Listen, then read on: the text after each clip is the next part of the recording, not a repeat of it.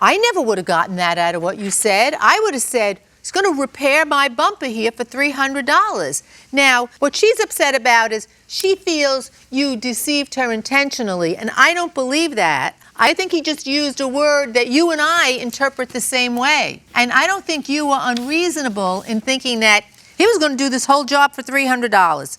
No, I didn't think that. Oh, geez, you just ruined it for me. No, I just think that when he said when he said that he would get he could do my bumper. Okay, I'm thinking when he said he had to weld my bumper, I was scared then.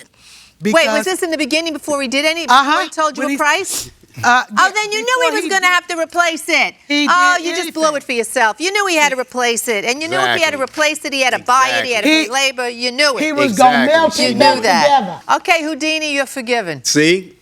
I love you too, but...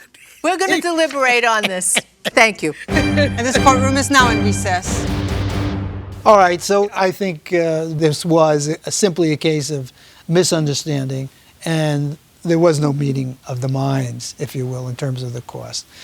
One question I do have, and I thought that Judge Domingo raised a very important point. The bumper cost him $302. $302, I know. And there's a $400 charge on her bill. Yeah, it's $400, which is about $100 extra. And he didn't say $392 plus this plus that. He just said $400. I mean, maybe he makes money on it. Maybe he paid for it. I'm not sure it works that way, though. The way he explained it, he said, well, I have to pay taxes or collect taxes, but... Yeah, I wasn't following that. Yeah. Do you think that we ought to give her credit for that? $98? No, He's entitled to the full amount. He's entitled to keep what he I agree he's entitled to keep what he got. I think that he only charged $200 for labor. I did notice he repaired other parts of the car that did require help. I do think that she must have jumped on the whole idea when he said he was going to repair it between $300 and $400, that was going to be her whole deal. I think she thought maybe he was really going to do her solid, but he did not. She knew that it was going to be more. Once she said, I knew it was I think there's some part of her that thinks that he was taking advantage of her. Oh. Like maybe she feels like he was just trying to pull a scam, but I just don't see it. I think that he did the work. I think the invoice speaks for itself. Yeah, I don't see him scamming her or her doing anything to him. I think that he's getting what he's entitled to in this, and it was a good deal, definitely. So we dismiss her complaint. Yes. Complaint is dismissed. Ms. Spear, Mr. Ewing, I'm glad that when we ended, you were laughing and saw the humor in this situation. I assume you continue to have a relationship with the plaintiff's niece, am I correct? We shaky right now. Oh, no. Yeah, we shaky. Not because of this? Because of this, yeah. Oh, well. I told her to stay out of it because it ain't got nothing to do with her. Well, you're right. Yeah. Ain't got nothing to do with her. But nevertheless. Nor their relationship. Would they say blood thicker than mud?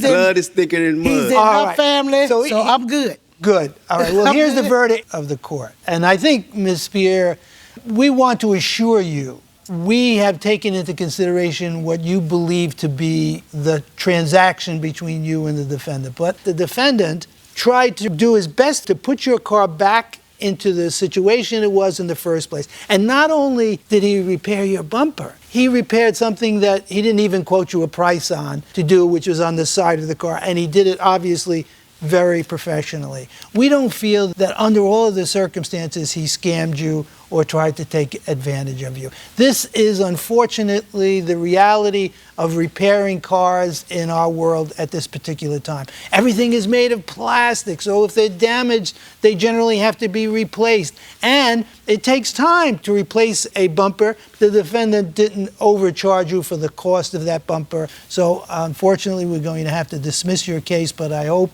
your relationship can be mended because this case shouldn't stand in the way of you two being friends again. Ain't got nothing to do with that. Ain't got nothing to do with my niece.